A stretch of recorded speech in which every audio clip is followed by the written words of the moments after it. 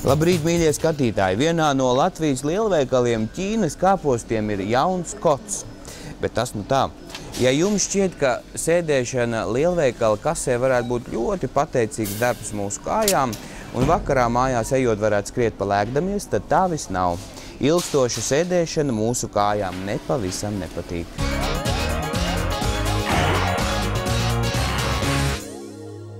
Jā, bet Ieva, es skatos, tev nemaz nav tik augsti tie papēži. Nu, nav gan, jā. 4 centimetri. Man ir ļoti ērti papēži zābakiem. Aha. Tas ir ar nodomu, Kārli. Kas par nodomu? Es tev pastāstīšu, kas tas ir.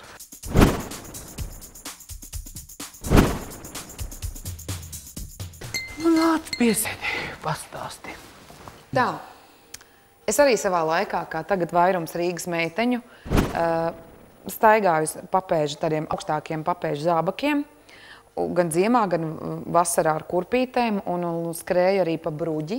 Tagad bija jāsteidzās, un tad manā dzīvē pienāca tāds periods, kad es aizgāju uz restorānu strādāt kā viesmīle.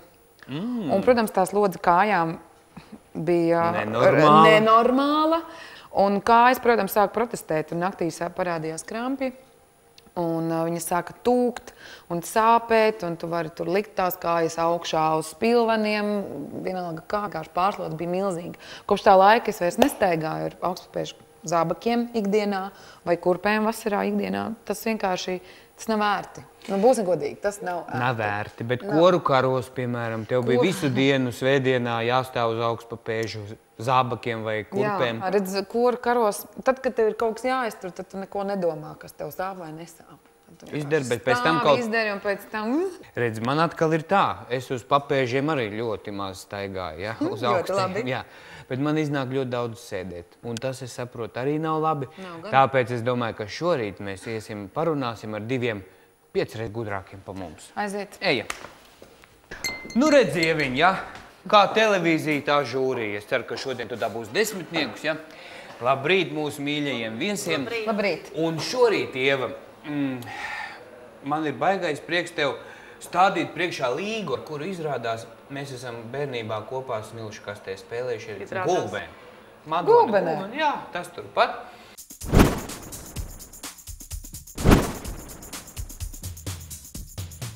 Līga ir liela speciālista pa kāju skaistumu, un viņš savukārt ir liela speciālista pa kāju veselību. Tā varētu būt. Un arī skaistumu.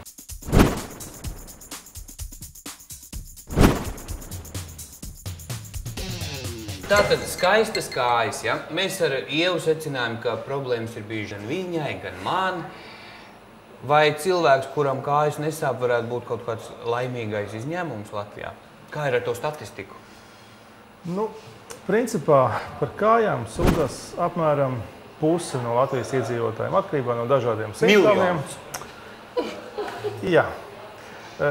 Protams, ka simptomi ir dažādi. Varbūt smagums sajūtas, nogurums, pietūkums. Bet es vienmēr saku, atcerieties, ja jūs sakat, jūs kādu savu ķermeņa daļu, kaut kas nav labi.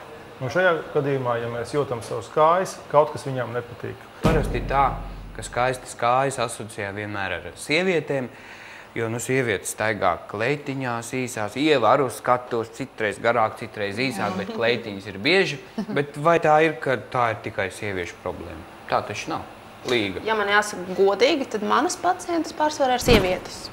Man šķiet, ka Ints varētu teikt, ka viņam ir arī vīrieši, es domāju, vairāk kā man. Jo sievietēm tomēr vairāk rūp skaistums. Jā. Vidēji apmēram slimo katra 4. sieviete un katrs 5. vīrietis ar vēnu variklāzi. Vīrieši mazliet veselīgāk šajā jomā. Ir cilvēki, kuriem ir skaistas kājas un tur kaut ko redz, kaut ko neredz, bet ir cilvēki, kuriem vēnas ir bumbuļainas un viss kaut kādas tādas. Sakiet, doktori, kas tur ir pa problēmu? Kājās ir tāda liela sistēma, artērijas, tās, kas piegādās viens kājām, vēns, kas iet projām. Sirds uz leju. Artērijas ir kā ūdensvads. Labs, dzidrs ūdens ar lielu spiedienu nāk iekšā, un mēs no tā dzīvojam. Vēns ir kā kanalizācijas sistēma, kas visu aizved projām. Un arī plūsma līdzīgi. Ūdensvada caurules, artērijas ir tievas ar lielu spiedienu iekšā, iet visiem līkumiem cauri, un gal galā nonāk tur, ka vajag, ja nav aizkaļķojušās. Vēnes savukārt ir to visu transportē projām, un viņas līdzīs kanalizācijai resnas, bet plūsma ir lēna, nav spiediena. Un šeit ļoti lielu lomu spēlē taisnī zemes vilkšanas spēks, gravitācija. Un tai mēs esam pakļauti visu dienu. Un šīs asins kājās sāk sakrāties. Rodās tāds venozo asiņu sastrēgums. Vēns izstiepjās un vēnām iekšā ir ik pēc neliela gabaliņa, apmēram 10 centimetriem tādas vārstulītes, kas uz augšu laiž, apakaļ nelaiž. Nu, labrīt, Simoni. Es jau gribēju tevi saukt. Kafijas, tējas, ko kurš grib to ņemt. Simonē redzi skaistas kājas. Rīt jau labāk kafija, noteikti. Dakter, Simonē skaistas kājas. Nav problēmas ar kājām? Vienkārši lieliskas. Nesāp. Vēl nesāp, ne? Vakara pusē droši vien. Pienāc vakarā. Labi. Tātad par tiem vārstuļiem. Jā. Nu, lūk, un kamēr šie vārstuļi strādā, tikmēr jau ir diezgan labi, visi labi. Bet tādā brīdī, kad vārstulis vairs nestrādā, tad viņš paliek atvērtā stāvoklī. Gravitācijas spēks, šīs venozās asins visu laiku velk iekšā kājā, un viņas no turienes netiek projām. Bet tas jau nenotiek noteikti vienā dienā. Kā tas rodas? Pirmkārt, tā ir tas, cik labi materiāli mēs esam izgatavoti, vai mūsu auda ir pietiekami elastīga, vai vienas ieniņas ir, kā mēs jau runājam, laba gumija, slikta gumija. Tas sanāk, ka te tā kā par kādu iedzimtību arī jārunā. Jā, iedzimtība ir ļoti liela nozīme. Kas vēl ir tādi iemesli? Tā nu ir, kad sievietes ļoti daudzas lieto šo hormonālo kontracepciju, jā, ir dažādi. Tas slikti. Tas ir. Nu, jā, priekš vēnām tas ir slikti. Ir tā, ka sievietes organisms, āda, arī asinsvadi ir pakļauts šīm hormonālajām izmaiņām visu dzīvi. Ja? Tātad hormonu sievietēm, kāpēc sievietēm vairāk ir? Ja?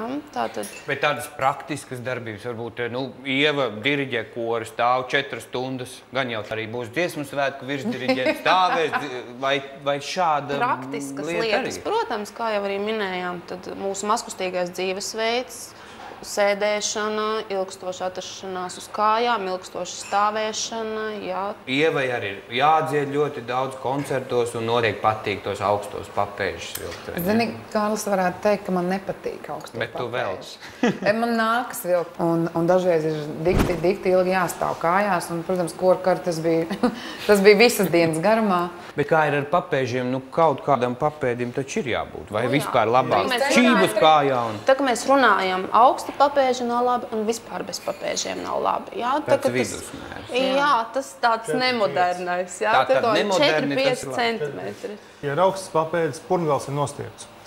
Un tad, ja purngals ir nostiepts, jūs pamēģināt, ja kurš nostiep pēdu, jūs jūtat, ka jūs apakšķilbīkra muskulis ir saspringts. Un viņš vairs nestrādā.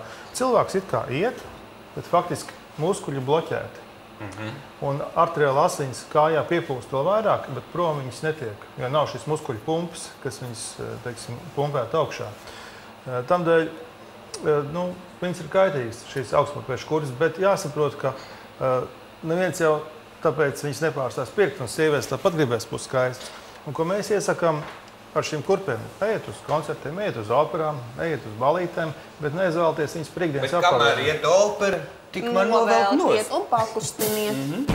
Es esmu redzējis kādreiz fotogrāfijās, man tā kā vecā māte arī dakteri, man mājās ir visādas enciklopēdijas gudras. Ir tā, ka parādās uz kājām, tad ir tā kā mazi dzīslojumi. Tad tas ir tavs lauciņš. Tie ir manējie, jā. Tās ir mazās vēniņas. Tās ir mazās. Ints stāstīja ļoti skaisti, kā tur partērijām plūst no sirds un pa vēnām Daugava un Gauja. Daugava un Gauja. Un redz, kā ir. Un ne jau tikai tās lielās. Arī mazās. Arī maziņas, un viņas kļūst ar vien mazākas. Tieši tāpat tās artērijas kļūst ar vien mazākas, un vēnes savukārt no mazākām aiziet uz lielākām, un tad aizplūst. Un ja ir traucēta tātad šīs te lielākās vēnes, ja tātad šī te Daugavas trauma iet ar līkumiem un ir atvari un daudz atmiņu, tad ir traucēta, protams, arī šī sīko vēnu asinsrite. Un tad rodās tas, ko mēs... Purvs. Un tad veidojās tas, ko mēs saucam par trofikas traucējumiem. Ja barošanās traucējumiem, jo ādu baro tieši šīs te maziņās vēnes un tātad artērijas. Un tad rodās tāds purvs, kā tu saki, tā kā sastrēgums, tad arī mēs redzam. Viņas izplešās, viņas deformējās un ar caur ādu viņas ir redzamas. Labi, tagad tā, cilvēks skatās mūsu raidījumu un saprot, mazliet viņam sāp un kaut kas tā. Pie kā viņiem vispirms jāgriež? Tad zelta standarts ir veikt vēnu ultrasonogrāfiju, saucamā dupleks ultrasonogrāfiju, krāsas kodēta ultrasonogrāfiju. Nu, viņiem nosaukumi dažādi. Latviski? Kas tas ir? Ar ultraskaņas palīdzību mēs, šeit tas aprāts varbūt ir redzams. Tas ir tas, ko tu... Es domāju, ka Macintosh. Televīzorā, principā Macintosh, jā. Televīzorā mēs varam redzēt vēnes un redzēt arī tās asins, kas viņās plūst. Un redzēt, kurā virzienā plūst, uz augšu, uz leju, uz sāniem, ir trombi, nav trombi. Un tad, kad mums ir šī precīzā izmeklēšana, šī diagnostika veikta, tad mēs tālāk varam saprast, vai ārstē ir lielās vēnes, vai ja lielās ir veselas, varbūt līga ar lāzeru slēdz ciet šīs mazās slimās vēniņas, varbūt vispār nekas nav jādara. Varbūt, ka tūskai kāds cits iemesls. Zini ko? Jāizmēģina, man liekas, tas tavs doktora iPhones, ja? Nu, tev ir lieliski iespēja šodien to pa brīvu izdarīt. Bet man jāģēbjās nost, ja? Nu labi, Roviņ kociņš, kas būs, tas būs. Es tev vilku nost bikses. Kādas man ir apakšbikses? Siltāk. Siltāk. Labi, tad tev jānāk tā kāpt augšā ir. Tā pie tevis aiziet cilvēku ar jākāpju uz krēslu. Nu, varbūt uz krēslu būs, ne, bet uz tāda ķeblīša gan. Man jau liekas, ka cauri būs principā stāv dzīves mironis. Ko tev vajag? Pats ar bikses. Šitā? Tā. Nu, jā. Tagad varētu drusciņi pagriezties ar muguru pret manīm. Vai tu neko neredzēšu? Nekas citu redzēs. Stāv Tu dod man tās bikses rokā? Jā, ļoti labi. Paskatīsimies, cik tev ir veselas vēnes kājās. Līga, tu komentē, tu saproti, Zini, kas tur ir. man tev ir jābēdina. Tev tiešām viena vēna ir slima. Es uzreiz teicu. Nu, re. Jā, nav gluži tipiski viņi, sākot no šīs vietas un uz leju. Jārauna laukā. Nu, to mēs aprunāsimies zem 4 acīm, ko mēs ar viņu darīsim, bet principā izārstēt varētu. Nu ko, es domāju, ka laiks pienācis tev parādīt, kur ir tā tava problēma. Kas man jāvar bikses pavisam nost? Nē, nav jāvāk nost. Es tā uzskatām, jo to, ka es šeit skatos te aprātā, droši vien saprot tikai es pats. Skatītēm saprot.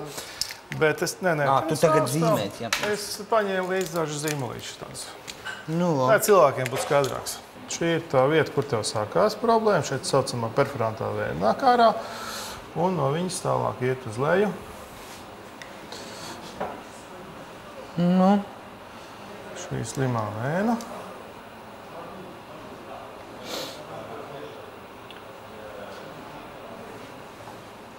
Nu, tu jūti, kā tev pēc traumi tak? Es jūtu. Šilts, viņš sajūt Daugavusā kājā. Nu, bet zini, ja ir slima valsts ekonomika, tad man arī viena varbūt vēna slima. Tas Protams. Pilnīgi normāli. Nu, lūk, apmēram tā vēna ir šeit. Varēs visiem to parādīt. Un tu tik stipri spiedi, kad vēl vairāk sačakarē. Spiediens vienām nāk tikai pa labi. Labi. Šī tā lieta, kura būtu kādreiz bijusi jāoperē ar skalpeli, bet tagad mēs to varam izdarīt vienkārši. Nu. Šajā vietā es te iedušu adatiņu. Tagad. Nu, tūlīt nē, rītā. Labi. Un caur adatiņu ievadīšu iekšā lāzeru vadu līdz šai vietai. Tā man spīdēs kāja? Jā, operācijas laikā tev spīdēs. Būs kā jāntērtiņš. Nu, lūk, un tad mēs veiksim tikai vietējā atsāpināšanu, līdzīgi kā pie zobārsta. Un pēc tam velkot šo lāzeru ārā, lāzeru vadu galā, speciāls rodas tāds starojums, tāds cirkulārs uz visām pusēm. Un visu šo vēnu aizsavelk un aizkalsiet cietu. Un šī slimā asiņu plūsma izbeidzās. Līdz ar to vairs nebūs kas to kāju. Tur tās asinis. Turpat, kur šobrīd pa dziļajām vēnām iet apmēram 85% asiņu. Un arī pa pārējām veselām vēnām arī viņas tev plūst normāli. Šī vienīgā slimā vēna, kura dara pretējo, un tāpēc, lai viņi nedarītu to slikto darbu, mēs viņu likvidēsim.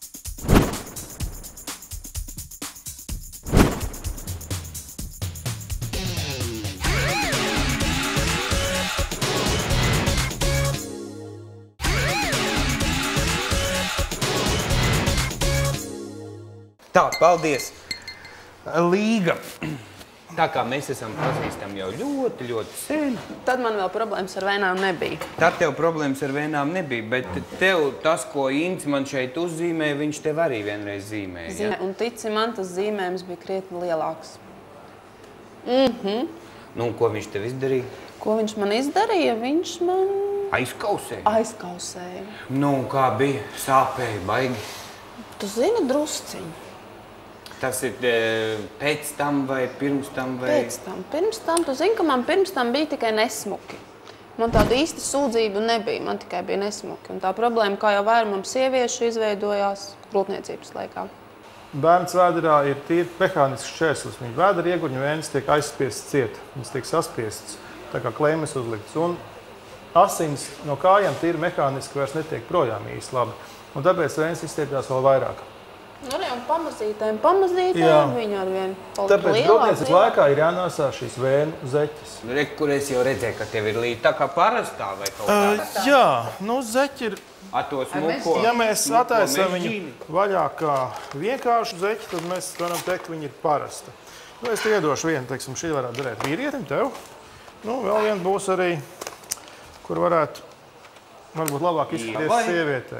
Zeķi darbojas pretēji, viņi mehāniski šo kājas saspiež.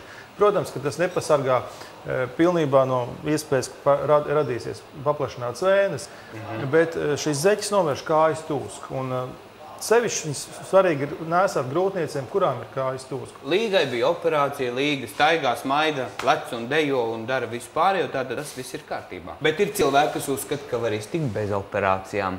Es vēl īsti nezinu, kā viņi risina šīs problēmas, bet es iešu satikt vienu viesi, kurš, es ceru, mums visiem kādu brīnumu zālīti izrakstīs, un man šitas tev zilais flomasters būs jāizmirst uz mūžiem. Ja? Es eju pakaļ.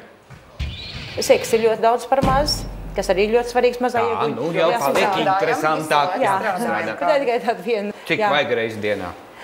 Tas tev jāzina pašam. Nu, lūk, mīļie mani draugi, Dace, 5 bērnu māmiņa.